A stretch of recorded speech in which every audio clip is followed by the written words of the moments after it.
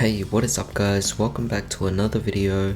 We have a few more cards coming out here for Battle of Chaos, so I figured we might as well go over them because a few of them are actually quite interesting to see that they're supporting, in particular this time, two decks that are played by Yugi, or rather two different archetypes or plays. So this does actually add a bit of nostalgic factor to it, although they're not cards that we are familiar with, they're more so new support that gives a bit of backup for a lot of these old favorites. However, I think it's best we actually just talk about these cards rather than just keeping you in the dark, so with that being said, I would like to quickly remind you guys to consider dropping a like, share, comment and subscribe if you enjoyed this kind of content, and of course hit that bell notification as well, it really matters. But with that being said, let's begin. The first card we have over here is called Skilled Chestnut Magician, and although it doesn't really seem like much given the name, Skilled Chestnut Magician is similar to Skilled Dark Magician, it's similar to Skilled White Magician, it's similar to Skilled Blue Magician, and it's similar to Skilled Red Magician, in the sense that it is supporting some kind of card. Obviously you guys know that Skilled Dark Magician supports Dark Magician, Skilled White Magician would support Buster Blader, and so forth. So in this case, what does Skilled Chestnut Magician actually support? Well, let's see. It's a level 4 dark spellcaster effect monster of 300 attack and 200 defense. Sound familiar? You can only use the second effect of this card's name only once per turn. So first effect, each time a spell card is activated, place one spell counter on this card. When that spell resolves, maximum of 3, which is pretty standard for these skilled magician cards. However, as for the second effect, you can remove one spell counter from this card, then activate one of these effects. Either you can increase this card's level by 1, also it gains 1500 attack, which I think is already pretty decent. Or you can add one kuriboh monster or multiply from your deck or graveyard to your hand. So as you guys can see, this is a card that supports the kuriboh archetype or the kuriboh monster, which is definitely something that is really surprising to see. I would never have actually expected this at all. I know kuriboh is definitely one of those most iconic monsters of Yugi, but to see that it's actually getting a Skilled Chestnut Magician support for it is quite significant. But to be honest, it would also correlate to the fact that we might also get that around the same time that the other set actually comes out, the one that actually focuses on a lot of the kuriboh archetype, because if you guys recall, we are getting a different set that actually comes with the kuriboh brothers. So knowing that together with this, it actually does work out pretty well in terms of releasing. Now why is it actually called Chestnut Magician? Well, the reason why they use chestnut is apparently kuriboh is a chestnut pun. So it might not make sense now, but anyone who actually would be willing to go into that further research of it would be able to know, or at least in this case, if anyone watches this video, would likely to know.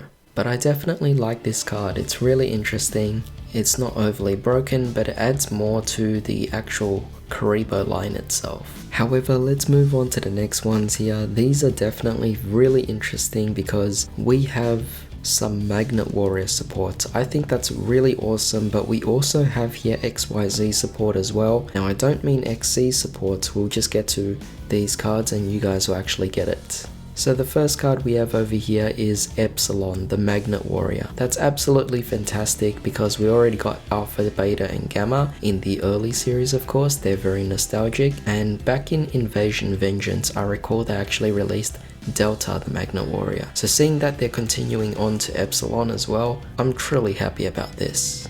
Because is this potential that we might get some more Magnet Warriors throughout the entire alphabet? I think that would be very fun to actually have. Of course, this would most likely take a long period of time, maybe in 2 or 3 years we'll get one more, but who knows? If this becomes a perpetuating theme, I'm all for it. So this is a level 4 Earthrock effect monster of 1300 attack and 1500 defense. You can only use this card's name's effect once per turn.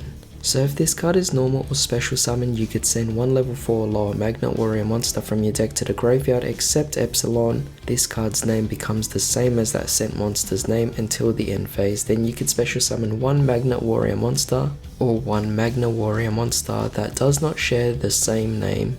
you can special summon one Magnet Warrior monster or Magna Warrior monster that does not share a name with any card you control from your graveyard. That's pretty nice. I mean, it does definitely give you a bit more of an extension to your plays by getting you out more monsters on the board. I think this adds a really nice touch to the Magnet Warrior deck. However, next up, I'm really surprised here to see that we're getting XYZ Combine. This is a continuous spell card. You can only use the card's name's first and second effects once per turn each. First effect, if a Light Machine Union monster card in your possession is banished, you could special summon one X Head Cannon, Y Dragon Head or Z Metal Tank from your deck. That's quite fantastic because this is a continuous spell allowing you to use this as much as you can. I could already see myself playing 2 copies of this in a deck just in case one of them gets destroyed, of course. Second effect, you could return one fusion monster you control to the extra deck, special summon up to 2 monsters with different names from among your banished X Head Cannon, Y Dragon Head and or Z Metal Tank. I like that, that's really significant for the actual deck itself. Of course, I'm really surprised to see that X, Y and Z is actually the ones getting support here. I was kind of expecting ABCs to get support in this, but it has no correlation whatsoever. None of these effects can really apply to an ABC deck, but this is technically meant to be support for Yugi and Kaiba, so seeing that we're also getting some XYZ support is definitely something I am truly ecstatic about. But let me know what you guys actually think about this. I mean, I don't think any of these cards are broken. I don't think these cards would make these decks back into one of the top decks again. Not to say that any of these decks were ever top decks at all, but it definitely does enhance the actual deck itself, allowing it to be at least a little bit more playable. Even in a casual standpoint, it's definitely fantastic. But as I said, I'd really like to hear what you guys actually have to say about this. Does this actually make you excited to build one of these decks again?